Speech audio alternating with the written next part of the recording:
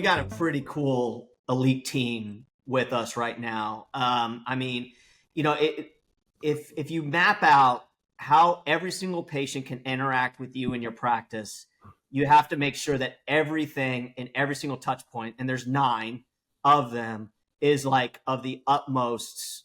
Like the patients are getting the best experience in every single one of those different interactions that you're having. So a big part of that, I was talking about the importance of having a really good optometrist, having a really good surgeon, but you really need to have also a really good like office manager type person. Mm-hmm. And so there's that component of it too. And then the other one is also Deanna, that is my wife. And so she's been with me starting this thing like from the absolute ground level. And my wife, she's a PA by training. So, eventually I want to train her to be like an ophthalmic PA and train her in that capacity. But right now she operates in like so many different responsibilities. She wears so many hats for the practice and does like a really good job. Like she's front desk, but she's also doing insurance stuff. She's doing insurance verification. She's also making sure everything else is like kind of like going along really well. So that's been very, very good. And she's just so good at the front desk. Like when somebody's coming in, she's smiling. She knows their name. She's interacting with, because she's been in that world. I mean, she knows how to do it, and she enjoys being able to do all that. And so like when people are walking in, it's not like, not somebody just sitting at the computer, just typing and not paying attention to them. It's just a human interaction that you're having. And then that office manager person that we found, Heather, who has just been absolutely amazing for us. And she actually found me. It's very interesting. Like we worked together prior, like many years ago, and we'd always stayed in touch. And as I was like asking her, I was like, hey, like I'm starting my practice, like I'm looking to hire like a tech. Do you know anybody? And she's like, well, are you interested in an office manager? I was like, well, yeah, eventually, but not yet. And then she then said, well, typical guy, like it took like several times until she had to be like very clear. It's like, all right, Dr. Mueller, I'm interested in wanting to join you. What do I need to do to join you? I'm like, oh, okay, I didn't know. Like, sorry, I'm very bad at reading in between the lines. So that's just me.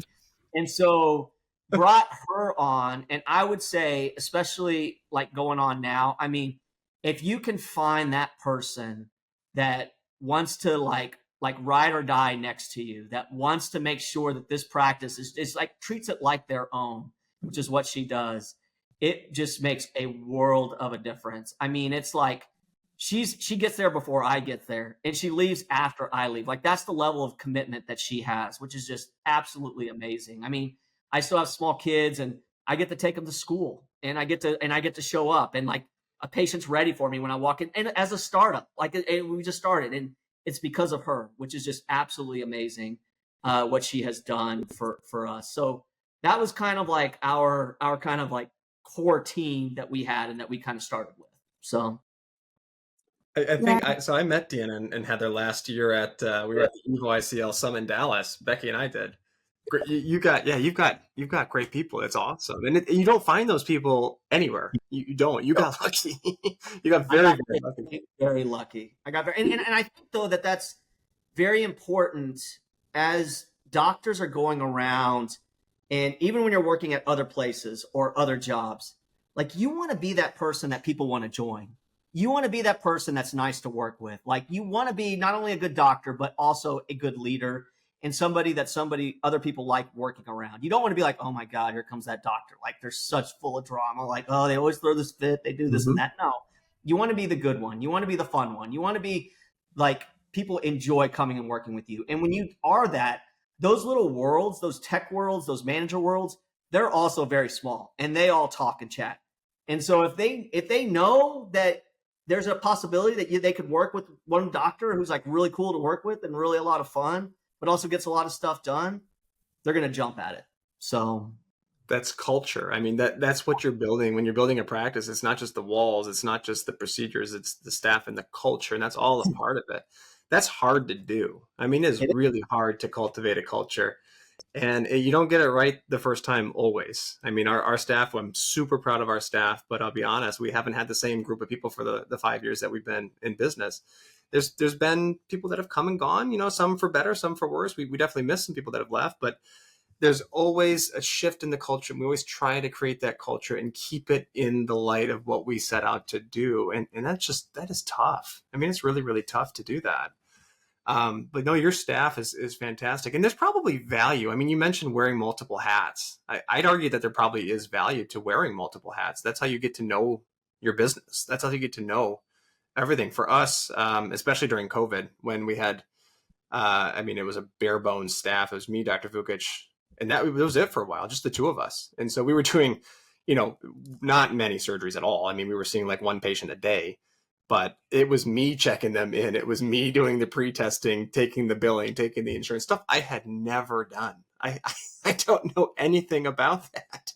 Well, guess what? If I want to have a job, I got to figure this out because somebody's got to do it. And Dr. Vukic has his plate full, you know, on the other side of the business, being the surgeon, doing things that he's got to be doing.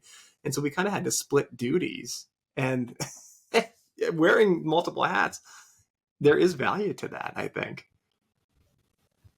Yeah, Yeah, I I think Becky completely could probably agree. speak. I think Becky has good stories on this. So So this is great. So we were sitting at the desk today, and it's me and Brett, and I'm like, oh my gosh, if I have to do another prior authorization, right?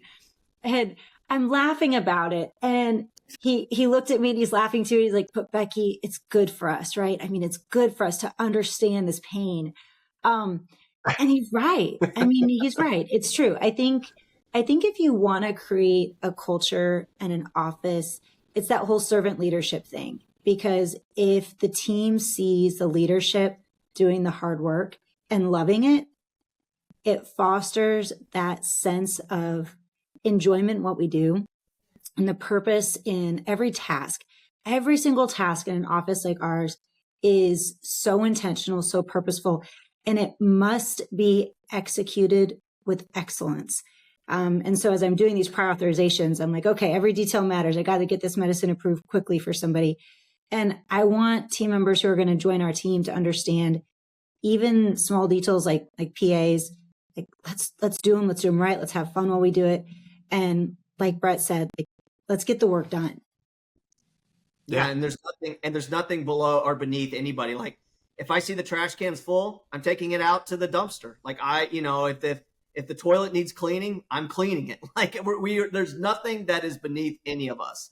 And but that's what makes the startup so fun is like we all wear all these hats. We're all working together as a team, as a unit. We're all pulling our own weight. We're all working hard. Everybody is striving to do the best that they possibly can. And it's unlike anything else that I've ever been a part of or that I've ever done. And it's a lot of fun. It really is. And I just enjoyed it. I mean, you get to learn and like bond with people like you never have in a workplace too. Like it's very enjoyable. So I think your excitement and your enthusiasm is so infectious, and that's what's cool about building something like that. I mean, attitude reflects leadership, and that's what creates a culture.